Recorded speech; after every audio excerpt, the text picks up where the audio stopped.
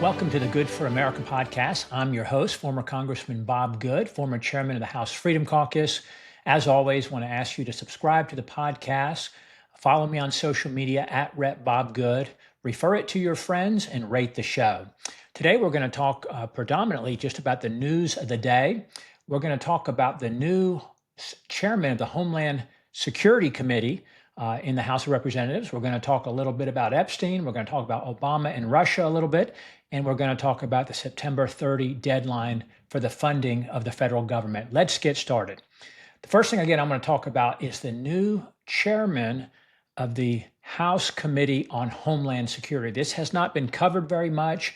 It's been little attention given to it, but it is a highly significant development in the Republican House of Representatives. Demonstrating once again what is wrong with Washington, or more specifically, what is wrong with the Republican Party. For an example of what is wrong, just look at this recent replacement for Mark Green, the outgoing chairman of the Department of Homeland Security in the House from Tennessee, Mark Green. He left mid-term here. And the leading candidate should have been the senior member on the Republican side, Clay Higgins from Louisiana. He's been the longest serving Republican on the committee and was in line to become the new chairman. He's highly qualified. He's a true conservative. He's a member of the House Freedom Caucus, and he was seeking the position. He sought the position last time when Mark Green was named, and he was believed to be the most qualified by many of us to succeed Mark Green when that time came. He's former military. He's former law enforcement. You might also remember that he was the only member of the House task force on the assassination attempt of President Trump to do anything for the American people. Meaning, if you go back to a year ago, right at a year ago, after the assassination attempt on President Trump in Butler, PA, Speaker Johnson created a task force, a House task force, to investigate, to hold accountable, to bring transparency. And we all feared this would be Washington as usual and nothing would really come from this. And true enough, nothing happened.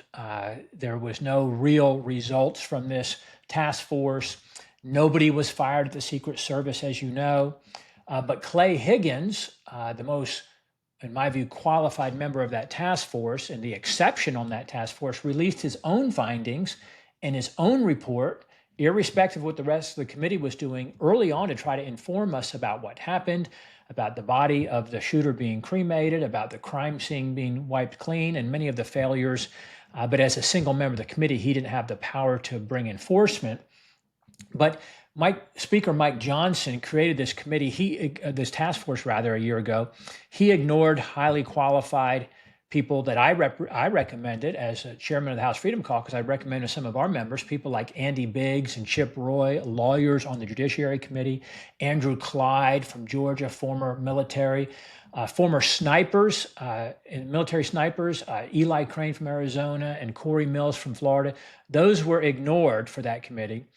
And it was a weak committee on the whole. But the chairperson was none other than Mike Kelly from Pennsylvania, who's a car salesman. His only experience before getting to Congress was to run his family's car dealerships. Not disparaging that as a business person, but what qualified him to chair this important, or what should have been an important task force to assess and hold accountable and bring transparency and to investigate the attempted assassination of President Trump in Butler, PA, a year ago. And again, it's to be expected. Nothing happened. The chairman, Mike Kelly, the car salesman, is the ultimate leadership stooge, just a company man who does whatever the party tells him to do. And that's why nothing of substance happened. Nobody was fired from Secret Service. Nobody was held accountable. So back to this just most recent development in the last few days, the appointment of the new chairman of the Committee on Homeland Security for the House. The person the party chose was the liberal Andrew Garbarino from New York, the liberal Republican Andrew Garbarino from New York. So let's compare Clay Higgins, who should have been named chairman, versus Andrew Garbarino, the liberal from New York, who was named chairman. Now, as I've said in a recent podcast, chairmen of the committees are not selected by the members. It's not a merit-based system. It's not based on competence or experience or skills or knowledge or the confidence that other members have in you. It's selected by a perverse, warped party system. And you don't get voted. I was very proud, again, to be named the chairman of the House Freedom Caucus because the members of the House Freedom Caucus overwhelmingly voted to make me their chairman. Party committee chairman, like chairman of armed services or chairman of energy and commerce or education or financial service or whatever, the party picks those. So let's do a comparison to Clay Higgins, highly qualified, versus Andrew Garbarino, the liberal from New York, who the party chose. Clay Higgins has been in the House since 2017. Garbarino has only been there since 2021, so Higgins has him on overall experience in Congress. Higgins has been on the Homeland Security Committee longer. He was the longest serving Republican who was not the chairman, so he was next in line from a seniority standpoint. How about before Congress? Again, Clay Higgins is a military veteran, a law enforcement veteran. Again, this is Homeland Security. Andrew Garbarino was a lawyer, family law firm, and a politician before coming to Washington. Other experience that's relevant. Higgins, again, was on the task force on the attempted assassination of President Trump. And you might remember he helped lead the impeachment against Alejandro Mayorkas, Biden's Secretary of Homeland Security.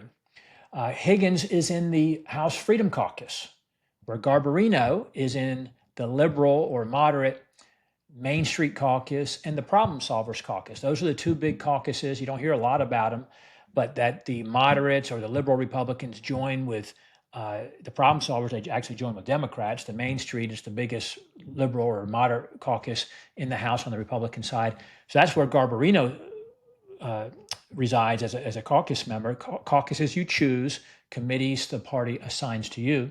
And Higgins, again, is not only in the House Freedom Caucus, but he's actually on the leadership board. I served with him on the board during my time as chairman. How about how they vote? How about their voting record, comparing the moderate or liberal Andrew Garbarino versus conservative Clay Higgins? If you just take an average of the 4 scorecards that I pay the most attention to, Heritage Action Scorecard, Club for Growth Scorecard, the Conservative Reviews Liberty Scorecard, and the Institute for Legislative Analysis, those 4 scorecards, the average for Clay Higgins, the average score is an 89, pretty solid Republican score, where Andrew Garbarino's average score is 58, so 89 versus 58. For a comparison, I did have an average of 99 for those 4 as the highest rated Republican, but Clay Higgins, solid conservative. How about some key votes that are problematic for our new Republican chairman of the Committee on Homeland Security in the House, Andrew Garbarino? Here's some of his votes since he's been in the House since January of 21. Right away in January of 21, after he and I and other freshmen that year got sworn in, he voted to certify all the electors for the questionable on January 6th for the questionable 2020 election. He voted to certify all those electors. He did not join the 140 something of us who voted against certifying a couple of those states. In May of 21, he voted with just 35 other Republicans for establishing Nancy Pelosi's hyper-partisan January 6th commission. In November of 21, he voted with only 12 other Republicans. I called him the Biden 13. He voted for Biden's phony $1.2 trillion borrowed money for the phony infrastructure bill, which was just really a climate bill, a green raw deal, or green new scam, green energy bill. In February 22, he voted for gay marriage with 45 other Republicans. In March of 23, he voted against an amendment from Thomas Massie eliminating the Department of Education. 59 other Republicans voted with him. And remember, we have about 220 Republicans in the House. In October of 23, when we were having the most recent speaker fight, he voted with 19 other Republicans against Jim Jordan for speaker. And I don't think Jim Jordan would have been an outstanding speaker, honestly, but he was better than most of the candidates that were put forth, and Garbarino voted against him. In November of 23, he voted against defunding the new headquarters for the FBI, along with 69 other Republicans. In December of 23, he voted to expel George Santos from Congress. George Santos, who had never been convicted of a crime at that point anyway, he joined about half of Republicans voting to expel George Santos. All the New York moderates voted to expel Santos, and I suspect it was because Santos had a conservative voting record, unlike Andrew Garbarino. In April of 24, he voted against requiring a warrant for surveillance of U.S. citizens for FISA, Foreign Intelligence Surveillance Act. He voted against an amendment, Warren Davison's amendment that was called the Fourth Amendment's Not for Sale, meaning the federal government couldn't buy data that they were not lawfully able to obtain. They couldn't buy it from outside sources. And then he voted to extend FISA without a warrant protection as well. He did that in April of 24, joined about 80 or 90 other Republicans, the most liberal, moderate Republicans in doing that. And then just most recently, by the way, I was against the big bill, or what I've called the big ugly bill. He slept through that vote last month. In June, he slept. Remember, they voted through the night, early in the morning. Well, he slept through the vote and missed it. But once again, I'll just tell you the criteria for advancing in Washington in the Republican Party, meaning the criteria for ascending into leadership or becoming a committee chairman or getting on the prime committees where the donor dollars flow and the money flows to your political campaigns. The criteria for doing that is, number one, how much money do you raise for the party? You essentially got to buy the seat. In a recent podcast, I talked about how about once every couple of weeks, they'll have what they call an altar call in a Republican conference meeting where Republicans come to the microphone and pledge or announce how much money they're raising for the party right now or donating to the party. Again, they call that an altar call. So number one criteria for becoming a chairman of a committee, how much money do you raise for the party? Number two, you have to obey leadership, do what you're told, and be a reliable team player. That means vote the way they tell you to vote, do what they tell you to do. And then number three, be a moderate establishment rhino committed to the status quo. Almost to a person, the 20 or so committee chairs, almost every one of them is a member of the moderate or liberal wing of the Republican Party. Conservatives need not apply. If you want to know what's wrong with Washington, why do things never seem to change? Why do we have $37 trillion in debt and climbing? Why don't Republicans ever seem to cut spending or shrink government? Why are right now, as we speak, Republicans fighting in the House and the Senate to restore the modest Medicaid cuts that were put in place in the big bill and to restore the reduction or elimination of the green energy subsidies, the climate subsidies that were in the big bill? You've got Republicans in the House and the Senate fighting to reverse those. Why did Republicans go home early last week for their 5-week recess when they'd only passed 2 of the required 12 spending bills that are due by the end of September? So Republicans have to fund the government. They have full control of government. They have to fund it by September 30. They're supposed to pass 12 individual appropriations bills. They've only passed 2 out of the House. And yet they're taking their 5-week recess all of August. They're not coming back till September 2nd after Labor Day. And they actually went home a day early because of the Epstein situation, which I'll come back to in a moment. Why don't we, for that matter, have answers on Epstein, on what really happened on January 6th, about the weaponization of the government against its citizens during the Biden administration, the lawfare, the abuse of power, what Merrick Garland did, what James Comey did, the Department of Injustice under Merrick Garland, the abuse of power by the FBI, what Fauci did, the abuse of power by the federal government during COVID, the 51 intelligence officials who claimed that the Hunter Biden laptop was a Russia disinformation campaign, the phony Steele dossier, the cover-up of Biden's mental decline, the AutoPen crisis, the cocaine that was in the White House, the leak of the Supreme Court decision on the Dobbs decision overturning Roe v. Wade. Now, in a recent development, you may have seen this, Dan Bongino, the assistant director of the FBI, he recently posted that he was shocked to his core at the public corruption and the political weaponization regarding federal law enforcement and federal intelligence. And he promised that no matter how long it took, he said he asked for patience, but he said he promised that there would be investigations and accountability. I hope that's true. I hope that we'll see that. Why, again, things that don't seem to change. Why are we not deporting thousands a day, thousands of illegals a day, when you had 15 to 20 million come in during the 4 years of the Biden administration? Why are we not on track to deport millions this year? And instead, we're talking about amnesty and work programs to allow illegals to stay here.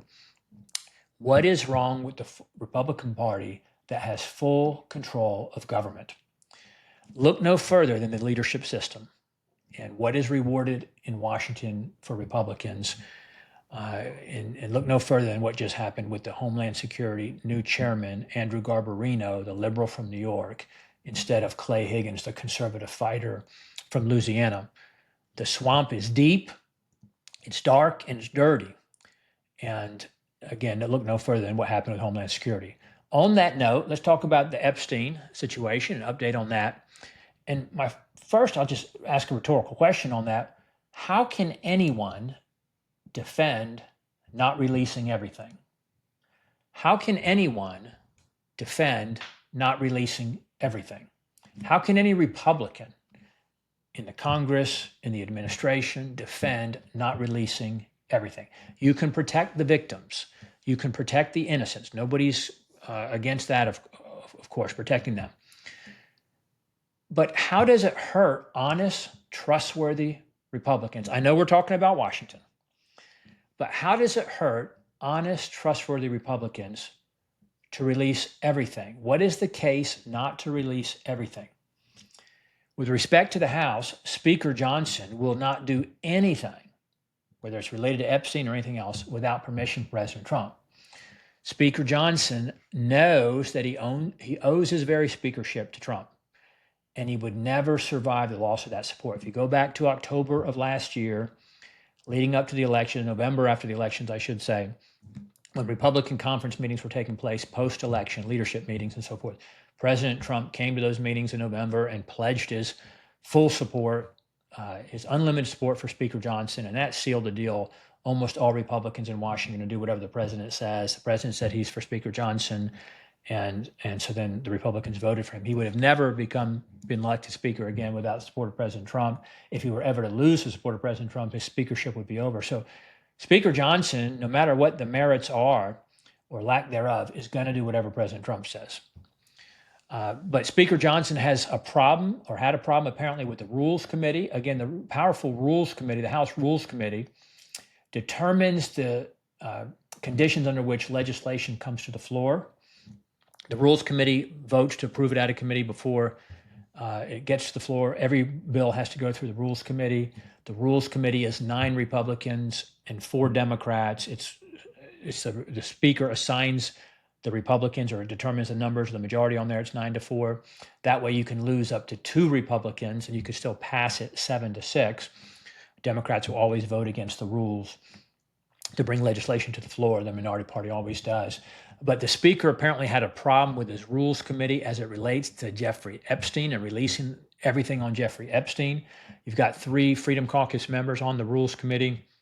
That was negotiated through the Speaker battles over the past couple of years. You've got Chip Roy from Texas, Ralph Norman from South Carolina, Morgan Griffith from Virginia. But a way to force legislation to the floor, if the Speaker doesn't want to allow it to come to the floor, or the majority leader, in this case Steve Scalise from Louisiana, don't want to allow legislation to come to the floor, is to do a discharge petition. So Thomas Massie from Kentucky and Ro Khanna, Democrat from California, have a co-sponsored bill to try to force the release of everything on Epstein. And they were threatening or working on a discharge petition to force that vote to the floor. Or Democrats were going to try to attach it in the Rules Committee to a bill, and they were afraid that some of the Republicans, those conservatives that I mentioned, might vote to do that. So Johnson sent the House home last week, a day early, for their 5-week recess, canceled the votes that they had on the remaining day, hoping that things would cool down or settle over that 5-week recess. I suspect, as members are back home in their districts right now in these coming days, they're going to hear a lot from their base, a lot from committed Republicans, a lot from those who identified as MAGA Republicans, that they want the truth about Epstein. They want accountability. They want transparency. They want the powerful, the wealthy, and the well-connected to be held accountable just like the rest of us.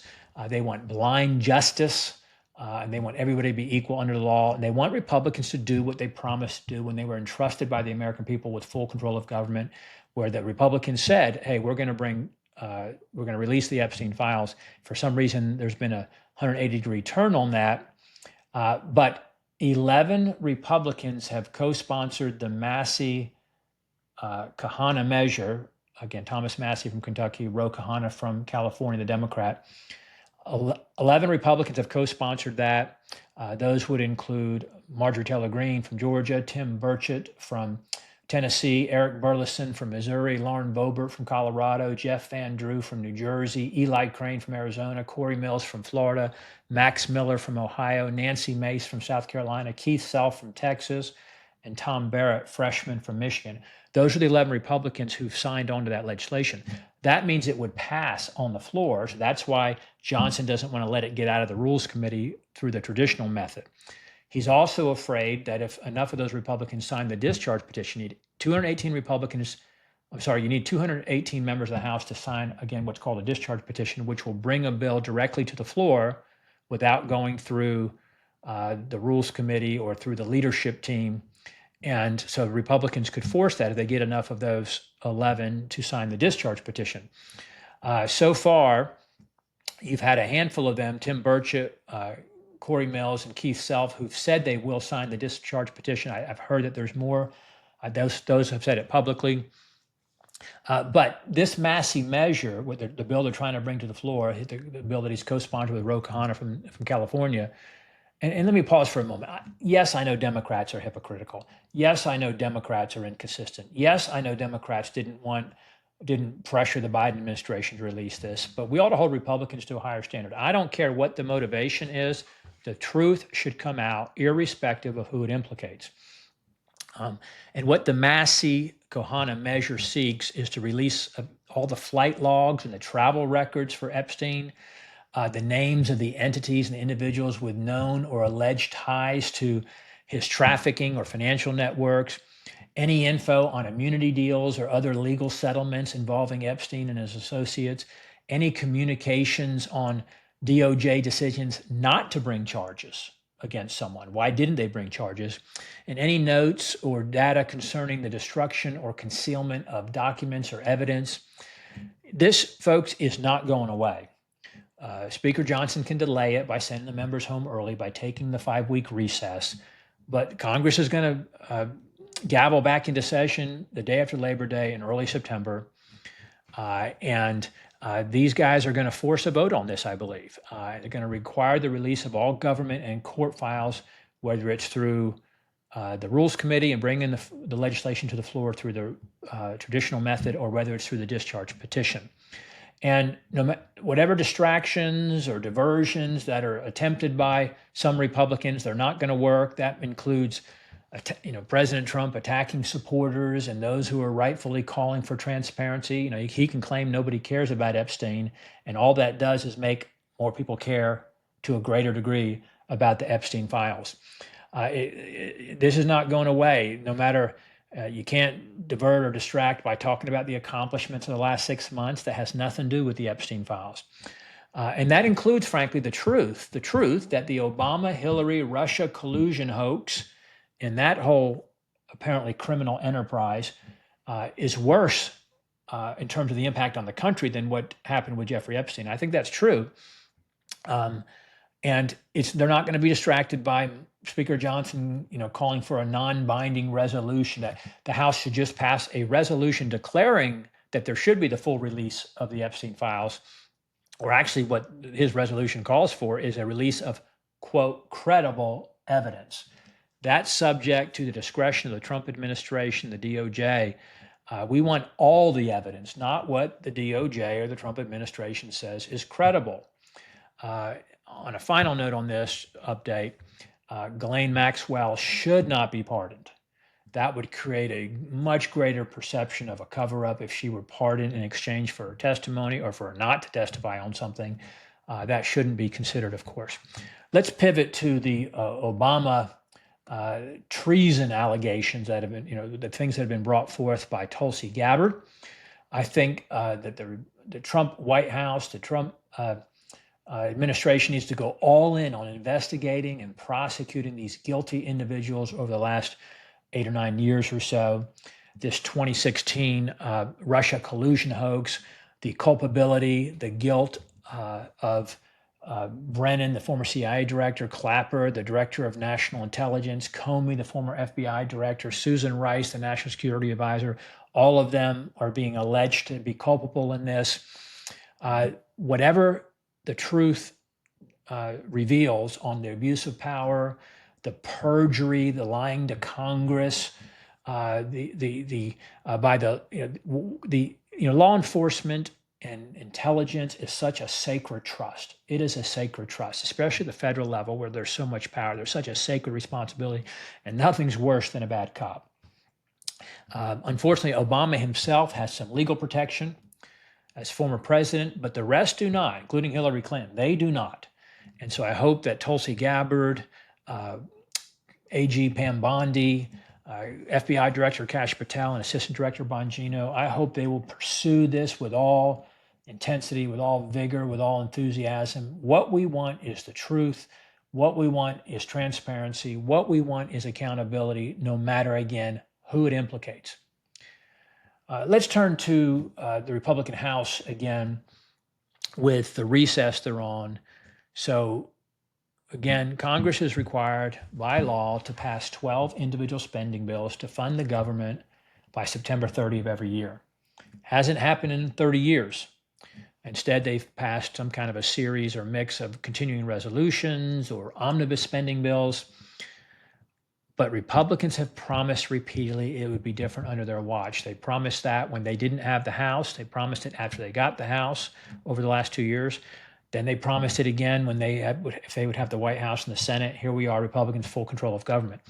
But only 2 of those 12 bills have passed, and then Republicans broke their word. They didn't cancel the August recess. They went home with 2 of 12 bills passed. Then they'll come back and only have about 15 legislative days before the end of the fiscal year, before September 30.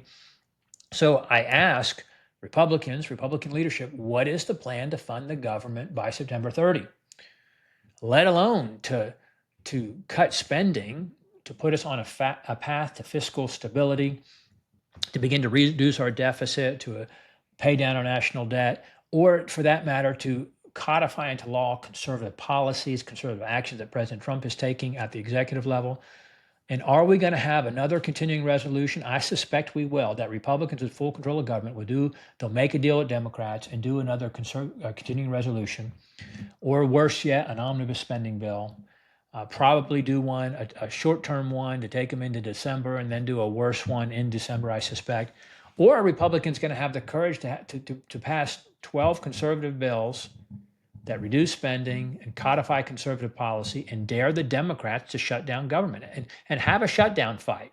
Let's use the 26 midterms as motivation to do the right thing now in case Republicans lose control in the 26 midterms, or for that matter, to try to earn the people's trust to vote for them again in 26.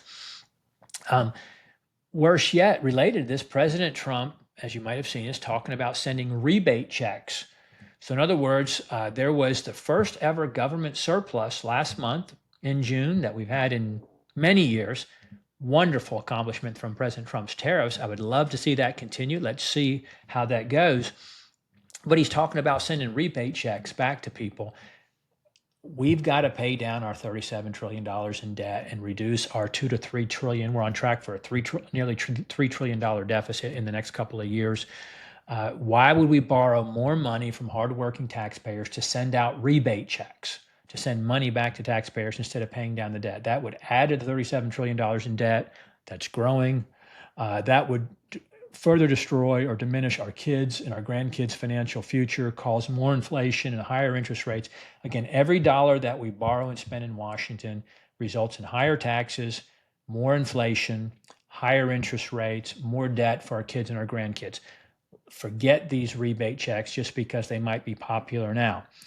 And by comparison, we need the kind of courageous conservative leadership that's being demonstrated by the wonderful newer president, he's been there for a little while, in Argentina, President Javier Milei, what he's showing. He has cut spending by about a third since coming into office. That would be like Republicans cutting their $7 trillion budget down to $5 trillion, cutting $2 trillion a year.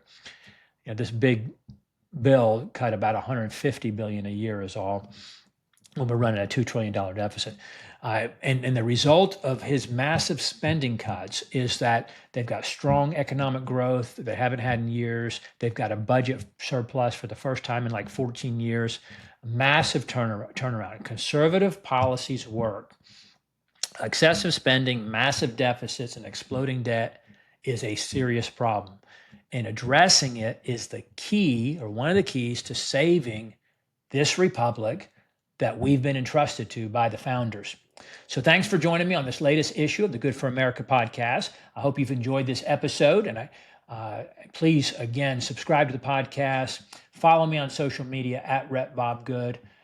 Refer this show, share it with your friends, and rate it. Give us a good rating so that others will see and watch the show. Thank you for joining us. Let's keep the republic.